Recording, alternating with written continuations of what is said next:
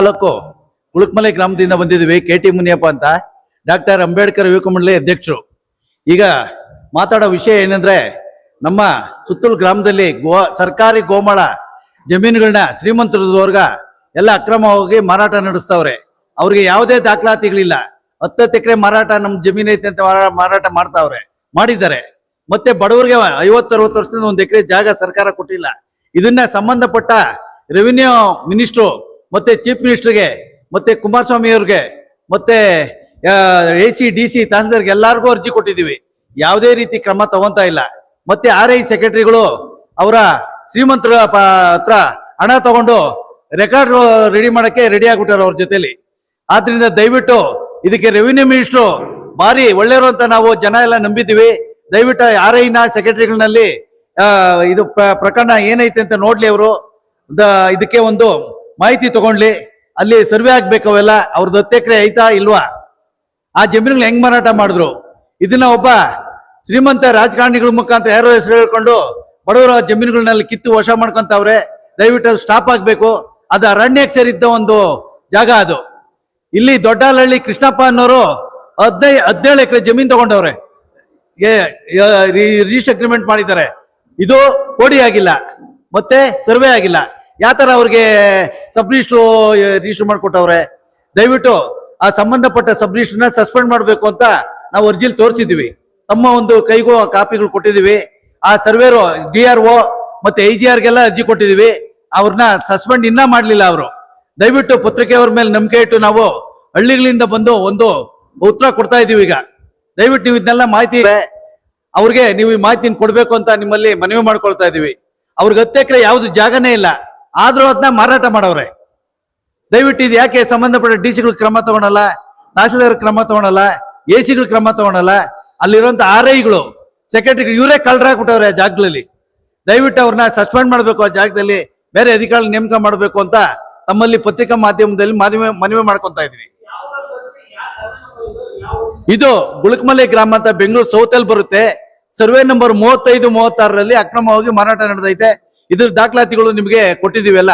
ಇದನ್ನ ವಿಧಾನಸೌಧದಲ್ಲಿ minister chief minister ಅವ್ರಿಗೂ ಲೆಟರ್ ಮಾಡಿದೀವಿ, DC ಮಾಡಿದೀವಿ, AC ಮಾಡಿದೀವಿ, ತಹಸೀಲ್ದಾರ್ಗೂ ಕೊಟ್ಟಿದೀವಿ, ADRಗೂ ಕೊಟ್ಟಿದೀವಿ, ಅಲ್ಲಿ AGRಗೆ ಮತ್ತೆ DRO ಲೆಟರ್ ಕೊಟ್ಟಿದೀವಿ. ಒಬ್ಬ ಸಬ್ ರಿಜಿಸ್ಟ್ರು ದುಡ್ಡು ಕೊಟ್ರೆ ಇದನ್ನೆಲ್ಲ ಅಗ್ರಿಮೆಂಟ್ ರಿಜಿಸ್ಟರ್ ಮಾಡ್ತಾವ್ರೆ. ಸರ್ಕಾರಿ ಗೋಮಾಳನ ಕೋಡಿ ಆಗಿಲ್ಲ, ಸ್ಕೆಚ್ಚು ಆಗಿಲ್ಲ. ದಯವಿಟ್ಟು ಆ ಸಂಬಂಧಪಟ್ಟ ರೆವಿನ್ಯೂ ಸಬ್ ರಿಜಿಸ್ಟರ್ನ ಸಸ್ಪೆಂಡ್ ಮಾಡಬೇಕು ಅಂತ ಈ ಅರ್ಜಿಲಿ ತೋರಿಸಿದೀವಿ. ದಯವಿಟ್ಟು ಇದ್ರ ಬಗ್ಗೆ ಕ್ರಮ ಆಗ್ಬೇಕು ಅಂತ ಪತ್ರಿಕೆಯ ಮುಖಾಂತರ ನಾವು ನಿಮ್ಮಲ್ಲಿ ಮನವಿ ಮಾಡ್ಕೊಳ್ತಾ ಇದ್ದೀವಿ.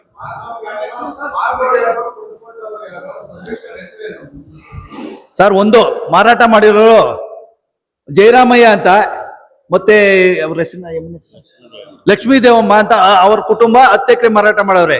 ದೊಡ್ಡಹಳ್ಳಿ ಕೃಷ್ಣಪ್ಪ ಅಂತ ಡೆವಲಪರ್ಸು, ಅವ್ರಿಗೆ 10 ಎಕರೆ ಮಾರಾಟ ಮಾಡವ್ರೆ. ಮತ್ತೆ ಇನ್ನೊಂದು 7 ಎಕರೆ ಯಾರ್ದು, ನಮ್ಮೂರ್ದು ಅಲ್ವಾ, ದೊಡ್ಡನರಸಪ್ಪ ಮುನಿಯಪ್ಪ ಅನ್ನೋರ್ದು, ಅವ್ರದ್ದು 7 ಎಕರೆ ಮಾಡವ್ರೆ, 17 ಎಕರೆ. ಇನ್ನೊಂದು ನಾಗರಾಜು ಅನ್ನೋರ್ಗೆ 10 ಎಕರೆ ಮಾರಾಟ ಮಾಡವ್ರೆ. ಇವರು ಈ ಕಿಶೋರ್ ಅಂತ ಸಬ್ ರಿಜಿಸ್ಟ್ರು, ಕೋಣಕುಂಟೆ ಸಬ್ ರಿಜಿಸ್ಟ್ರು, ಹೆಸರಿನ ಗೊತ್ತಿಲ್ಲ, ಕೋಣಕುಂಟೆ ಬರುತ್ತೆ. ಮುನಿಯಪ್ಪ ಅಂತ, KT ಮುನಿಯಪ್ಪ ಅಂತ, ಅಂಬೇಡ್ಕರ್ ಸಂಘದ ಅಧ್ಯಕ್ಷ ಆಗಿದೆ. ಬಂಧುಗಳೇ ಮತ್ತು ನಮ್ಮ ಮಾಧ್ಯಮದವರಿಗೆ ಸ್ವಾಗತ. ನಾನು ಒಬ್ಬ ಗ್ರಾಮ ಪಂಚಾಯಿತಿ, ತೆರಳು ಗ್ರಾಮ ಪಂಚಾಯಿತಿ ಮಾಜಿ ಅಧ್ಯಕ್ಷ P ನಾರಾಯಣಪ್ಪ ಅಂತ. ನಾವು ಸುಮಾರು 36 ವರ್ಷ ಒಂದು ಸಮಾಜ ಸೇವೆಯಲ್ಲಿ ಅಲ್ಲಿ ಅಧ್ಯಕ್ಷರುಗಳಾಗಿ 4 ಅಧ್ಯಕ್ಷರು ಮಾಜಿ ಆಗಿದ್ದೀನಿ. ಡೇರಿ ಅಧ್ಯಕ್ಷರು, ಪಂಚಾಯಿತಿ ಅಧ್ಯಕ್ಷರು, RVSN ಅಧ್ಯಕ್ಷರು ಎಲ್ಲ ಆಗಿ ಒಳ್ಳೆ ಕೆಲಸಗಳು ಮಾಡಿದ್ದೀವಿ. ಆದರೆ ನಾವು ಬಡವರು ನಲ್ಲಕ್ಕನದೊಡ್ಡಿ ಗುಳುಕುಮಲಿಲಿ ಪಾಪ 40 ವರ್ಷದಿಂದ ಆ ಜಮೀನಿಗೆ ಬೇಸಾಯ ಮಾಡಿಕೊಂಡು ಅರ್ಜಿ ಹಾಕೊಂಡಿದ್ರು. ಸ್ವಾಮಿ ಅರ್ಜಿ ಹಾಕೊಂಡಿದ್ರು, ಅವರು ಕಷ್ಟಪಟ್ಟು ಮಾಡ್ತಾ ಇದ್ರು. ಹಿಂದೆ ಏನ್ ಮಾಡಿದ್ರು, ಸ್ವಲ್ಪ ದುಡ್ಡಿರೋರು, ಜಮೀನಿರೋರು ಇದು ರೆಕಾರ್ಡ್ಗಳು ಮಾಡಿಸ್ಕೊಬಿಟ್ಟವ್ರೆ. 52ರಲ್ಲಿ 58ರಲ್ಲಿ ಯಾವುದು ಅಂದ್ರೆ ಎಂಡರ್ಸ್ಮೆಂಟ್ ಕೊಟ್ಬಿಟ್ಟವ್ರೆ. ಈ ಬಡವ್ರಿಗೆ ಆವಾಗ ದುಡ್ಡಿಲ್ದಿರ ಪಾಪ ಅವರು ಅದನ್ನ ಮಾಡಿಸ್ಕೊಳಕ್ ಆಗಲ್ಲ. ನನ್ನ ತಾವು ದುಡ್ಡು ಇರ್ತದೆ, ಯಾವ ಆಟನೂ ನಂಗೆ ಕಾನೂನು ಗೊತ್ತಿರ್ತದೆ, ಬಡವ್ರಿಗೆ ಏನು ಗೊತ್ತಿರ್ತದೆ, ಏನು ನಮ್ಮ ಗೋರ್ಮೆಂಟು ಸರ್ಕಾರದವರು ನಮ್ಗೆ ಜಮೀನು ಕೊಡ್ತಾರೆ, ಅದು 30 ಗೋಮಾಳ ಅಂತ ಇತ್ತು ಫಸ್ಟು. 500 ಎಕರೆ 35 ಮತ್ತು 36 ಇದರಲ್ಲಿ ನಮ್ಗೆ ಕೊಡ್ತಾರೆ ಅಂತ ಬಡವರ ಹಾಕೊಂಡಿದ್ರು.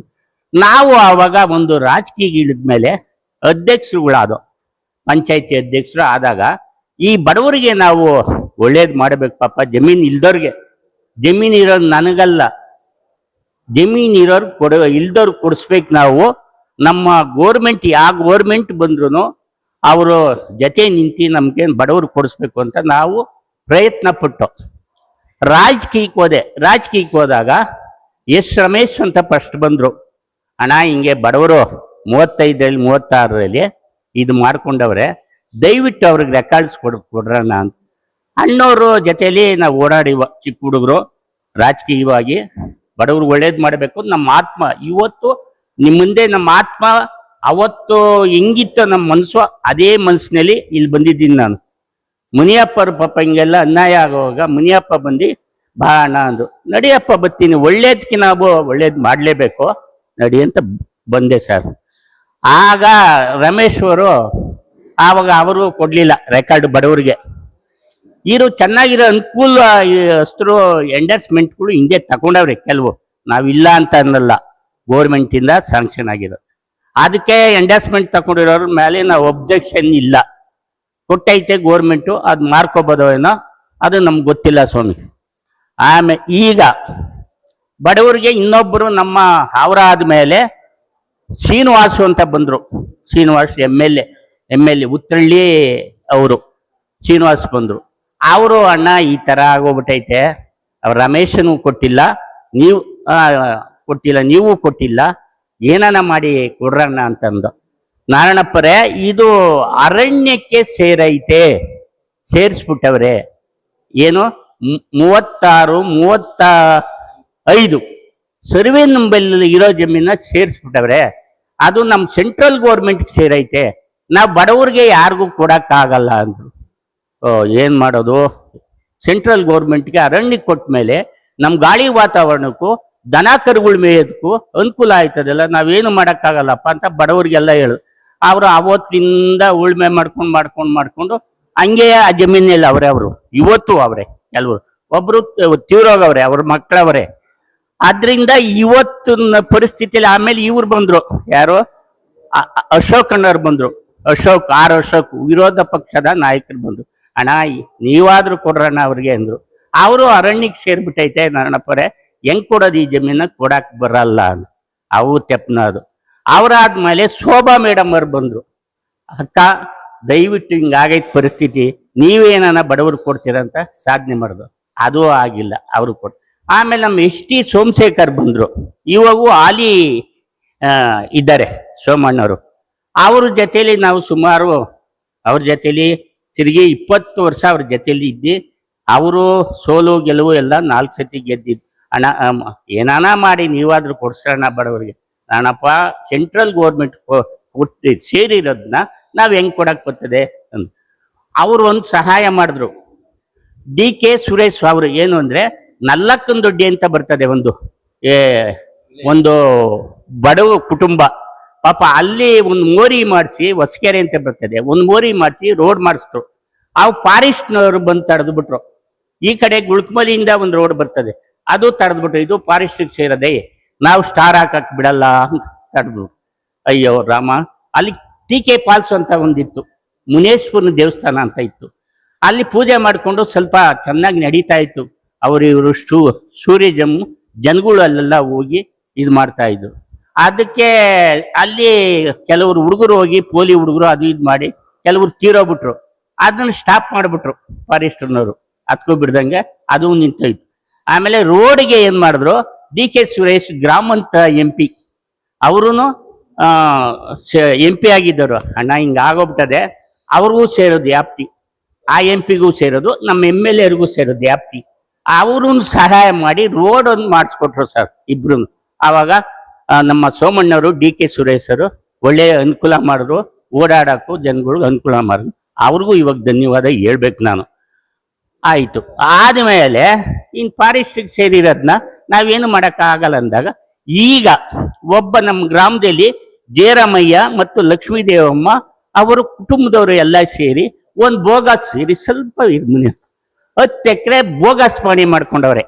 ಬೋಗಸ್ ಪಾಣಿ ಅಂದ್ರೆ ಅದಕ್ಕೆ ಎಂಡರ್ಸ್ಮೆಂಟು ಇಲ್ಲ ಸರ್, ಕೆಚ್ಚು ಇಲ್ಲ, ಬೋಗಸ್ ಪಾಣಿ ಮಾಡ್ಕೊಂಡು ಅದು ಬೋಗಸ್ ಮಾಡಿಸ್ಕೊಂಡಿದ್ದೀರಾ ನೀವು, ಬಿಡು ಅವೆಲ್ಲ ಆಗ್ದಿದ್ ಕತೆ ಚನ್ಮುತ್ತಯ್ಯ ಅಂದ್ರು. ಚನ್ಮುತ್ತಯ್ಯ ಅಂತ ಅವ್ರ ಅಣ್ಣ ಮಾಡಿಸಿದ್ದು, ನನ್ನ ಸ್ನೇಹಿತ, ನನ್ಗೆ ಅಣ್ಣನೇ ಆಗ್ಬೇಕು, ಚಿಕ್ಕಪ್ಪನ ಮಗ ಆಗ್ಬೇಕು, ನನ್ನ ಸ್ನೇಹಿತ. ಇವೆಲ್ಲ ಮಾಡಬಾರ್ದು ಚನ್ಮುತ್ತಯ್ಯ, ಮಾಡಿಸ್ಕೊಂಡಿದ್ದು ಏನು ಆಗಲ್ಲ ಬಿಡು, ಗೋರ್ಮೆಂಟ್ ಜಮೀನು ಹೆಂಗ್ ಮಾಡಿಸ್ಕೊಂಡೆ ಅಂತ. ಅದಕ್ಕೆ ಏನು ಇದಿಲ್ಲ, ಸ್ಪಾಟೆಲ್ಲೂ ಇಲ್ಲ ಅವರು ಅವತ್ತಿಂದ ಸ್ವಾಮಿ, ಸ್ಪಾಟೆಲ್ಲೂ ಇಲ್ಲ ಅವರು. ಆ ಜಮೀನು 10 ಎಕರೆ ಸ್ಪಾಟೆಲ್ಲೂ ಇಲ್ಲ, ಬರೇ ಪಾಣಿ. ಆ ಪಾಣಿನ ಇವತ್ತು ಈಗ ಮಧ್ಯಮದವ್ರಿಗೆ ಯಾರೋ ಇಬ್ರು ದೊಡ್ಡ ಸೇರ್ಕೊಂಡು ಅದನ್ನ ಈ ಎಕರೆ ಇಷ್ಟು ಅಂತ ಮಾಡ್ಬಿಟ್ಟು ಈ ಬಡವರಿಗೆ 1 ಎಕರೆ ಮಾಡಿರೋರಿಗೆ 8 ಲಕ್ಷ 10 ಲಕ್ಷ ಕೊಟ್ಟವ್ರೆ. ಇವ್ರು ಮಾರಾಟ ಮಾಡಿರೋದು 1.20 ಮಾಡವ್ರೆ. ಮಾರಾಟ ಮಾಡಿರೋದು, ಈ ಮಾರಾಟ ತಗೊಂಡಿರೋರು 1.20 ಕೊಟ್ಟವ್ರೆ. ಇಲ್ಲ ಸ್ಪಾಟ್ನಲ್ಲಿ ಅವತ್ತಿಂದ 50 ವರ್ಷ ಒಬ್ಬ ಬಡವ ಇದ್ದಿ ಗೇಯ್ಕೊಂಡು ತಿಂದಿರೋನ್ಗೆ 8-10 ಕೊಟ್ಟು ಕೆಲವು ಮಾಡ್ಕೊಂಡ್ಬಿಟ್ಟವ್ರೆ. ಒಂದು ಟೋಟಲ್ ಜಯರಾಮಯ್ಯ ಚಿಕ್ಕಿರಪ್ಪ ಅವ್ರ ತಂದೆ ಹೆಸರಲ್ಲಿರೋದು, ಅದನ್ನ 28 ಲಕ್ಷಕ್ಕೆ ತಗೊಂಡವ್ರೆ. 2 ಕೋಟಿ 80 ಲಕ್ಷ 85 ಲಕ್ಷ ಕೊಟ್ಬಿಟ್ಟು ಇವರು ಅದನ್ನ 1.30 ಮಾರವ್ರೆ 1 ಎಕರೆನ. ಇವರು ಜಮೀನವರು ಪಾಣಿ ಇರೋರ್ಗೆ ಬಂದಿಲ್ಲ, ಅಷ್ಟು 28 ಲಕ್ಷ ಬಂದದೆ ಅಷ್ಟೇ, ಇನ್ಬಿಟ್ಟು ಯಾವುದು ಬಂದಿಲ್ಲ. ಇಷ್ಟಕ್ಕೆ ಮಾರಾಟ ಮಾಡ್ಕೊಂಡು ಆಮೇಲೆ ಬಡವರಿಗೆ 8 ಲಕ್ಷ 10 ಲಕ್ಷ ಕೊಟ್ಟವ್ರೆ. ನಮ್ಗೆ ಏನನ್ಸ್ತು, ಅಯ್ಯೋ ದೇವ್ರೆ, ನಾವು 36-38 ವರ್ಷದಿಂದ ರಾಜಕೀಯ ಮಾಡಿ ಅಧ್ಯಕ್ಷರು ಮಾಡಿ ನಾವು ಒಳ್ಳೆ ಕೆಲ್ಸಗಳು ಮಾಡ್ಕೊಂಬಂದು ಇವತ್ತು ಎಲ್ಲಾ MLAಗಳನ್ನ ಸಹಕರಿಸಿ ಎಲ್ಲಾ ಪಕ್ಷದವರು MLA ಆಗಿ ತಿರುಗ್ದೋ ಪಾಪ ಬಡವರು ಕೊಟ್ಟಿಲ್ಲ ನೋಡಿ. ಇವತ್ತು ಮಧ್ಯಮದವರು ಯಾರೋ ಇರೋರು, ಯಾರೋ ಆ ಕಡೆ ಯಾರೋ ಕೃಷ್ಣಪ್ಪ ಅಂತೆ, ನಾಗರಾಜ್ ಅಂತೆ, ಯಾರ್ಯಾರೋ ತಗೊಂಡಿರೋರು ಇವ್ರಿಗೆ ಇಷ್ಟು ದುಡ್ಡು ಕೊಟ್ಟು ತಗೊಂಡವ್ರು. ಏನ್ ಪ್ರಯೋಜನ ಬಂತು? 38 ವರ್ಷ ಆಗಿ ಅಯ್ಯೋ ದೇವ್ರೆ ಅಂದ್ಬಿಟ್ಟು ನನಗೆ ಸ್ವಲ್ಪ ಚಿಂತೆ ಆಯ್ತು. ನಾನು 38 ವರ್ಷ ದುಡ್ದಿದ್ದೀನಿ, ಬಡವ್ರ ಸೇವೆ ಮಾಡಿದ್ದೀನಿ, ದೇವಸ್ಥಾನದ ಕೆಲಸ ಮಾಡಿದ್ದೀನಿ. ಮುನಿಯಪ್ಪನೂ ಮಾಜಿ ಅಧ್ಯಕ್ಷರು, ನಾನು ಮಾಜಿ ಅಧ್ಯಕ್ಷರು ಪಂಚಾಯತಿ. ಬೇರೆ ಅಧ್ಯಕ್ಷರುಗಳೆಲ್ಲ 4 ಅಧ್ಯಕ್ಷರು 5 ಅಧ್ಯಕ್ಷರು ಧೈರ್ಯ ತಗೊಂಡೆಲ್ಲ. ಏನು ಪ್ರಯೋಜನ ಬಂತು? ಬಡವರಿಗೆ ನ್ಯಾಯ ಸಿಕ್ಕಿಲ್ವಲ್ಲ. ನಮ್ಮ ಗೋರ್ಮೆಂಟ್ ನಾವು ರಾಜಕೀಯಕ್ಕೆ ಹೋಗಿ ಯಾವ ಪಕ್ಷ ತೋರ್ತಾವ ನಮ್ಗೆ ಅನುಕೂಲ, ನಮ್ಮ ಬಡವ್ರಿಗೆ ಅನುಕೂಲ ಆಗಲ್ವಲ್ಲ ಅಂದು. ಅದಕ್ಕೆ ಈಗ ನಿಮ್ಮೆಲ್ಲಿ ಬೇಡ್ಕೊಳ್ಳೋದು ಏನಂದ್ರೆ, ಇವತ್ತು ನಮ್ಮ ಸಿದ್ದರಾಮಣ್ಣನವರಿಗೆ ಇವತ್ತು ಕೇಳ್ಕೊತಾ ಇದ್ದೀನಿ, ನೀವು ಅವ್ರಿಗೆ ಸಲಹೆ ಕೊಡಿ ದಯವಿಟ್ಟು. ನೀವು ಈ ಥರ ನಿಮ್ಮ ಗ್ರಾಮದವರು ಅವ್ರಿಗೆ ಅನಾನುಕೂಲ ಆಗಿದೆ, ಕೊಡಂಗಿದ್ರೆ ಬಡವ್ರು ಕೊಡ್ಲಿ. ಇವತ್ತು ಸಂತೋಷ, ಇರೋರಿಗೆ ಕೊಟ್ಬಿಟ್ಟು ಕೋಟಿಗಟ್ಟಲೆ ಮಾಡಿಕೊಂಡು ದುಡಿದ್ರೆ ಏನು ಸ್ವಾಮಿ? ಎಲ್ಲೈತೆ ನ್ಯಾಯ ಜೀವನದಲ್ಲಿ? ಇವತ್ತು ನಾನು 38 ವರ್ಷ ರಾಜಕೀಯ ಮಾಡಿದ್ದೀನಿ, ನಾನು ಅಧ್ಯಕ್ಷ ಸ್ಥಾನಗಳು ಮಾಡಿದ್ದೀನಿ. ಅಂತೆ ಕೆಲಸ ಮಾಡಿದ್ರೆ ನಾವು ಎಲ್ಲೋ ಇರುವ, ನಾನು ಒಬ್ಬ ಸತ್ಯವಾಗಿ ಹೇಳ್ತಾ ಇದ್ದೀನಿ ನಿಮ್ಮ ಹತ್ರ, ಇಲ್ದಿದ್ರೆ ನಾನು ಇವತ್ತು ಇಲ್ಲಿ ಬರೋಕ್ಕಿಲ್ಲ. ಎಲ್ಲ ನಮ್ಮ ಸಂಬಂಧರೇ 10 ಎಕರೆ ಮಾರಿರೋರು. ನನ್ನ ನ್ಯಾಯದಲ್ಲಿ ಸ್ವಲ್ಪ ಅವತ್ತಿನಿಂದ ಗಮನ ಬಂದ್ಬಿಟ್ಟದೆ. ಊರ್ ದೇವಸ್ಥಾನಗಳು ಸೇವೆ ಮಾಡ್ತಾ ಇದ್ದೀನಿ. ಇವತ್ತು ನಮ್ಮೂರಲ್ಲಿ ಸೇವೆ ಮಾಡ್ತಾ ಇದ್ದೀನಿ. ದೇವಸ್ಥಾನ 25,000 ಕೊಡ್ತಾ ಇದ್ದೀನಿ ತಿಂಗಳಿಗೆ ಮೇಂಟೆನೆನ್ಸ್ಗೆ. ಶಿವನ ದೇವಸ್ಥಾನ, ಗಣಪತಿ, ಸುಬ್ರಹ್ಮಣ್ಯ ಸ್ವಾಮಿ. ಇದಕ್ಕೆ ನ್ಯಾಯ ಬೇಡವಾ ಸ್ವಾಮಿ? ಇವತ್ತು ಅದೇ CM ಸಿದ್ದರಾಮಯ್ಯನವರಿಗೆ ಕೇಳ್ಕೊಳ್ಳೋದು, ನ್ಯಾಯ ಕೊಡಿಸ್ಬೇಕು ದಯವಿಟ್ಟು.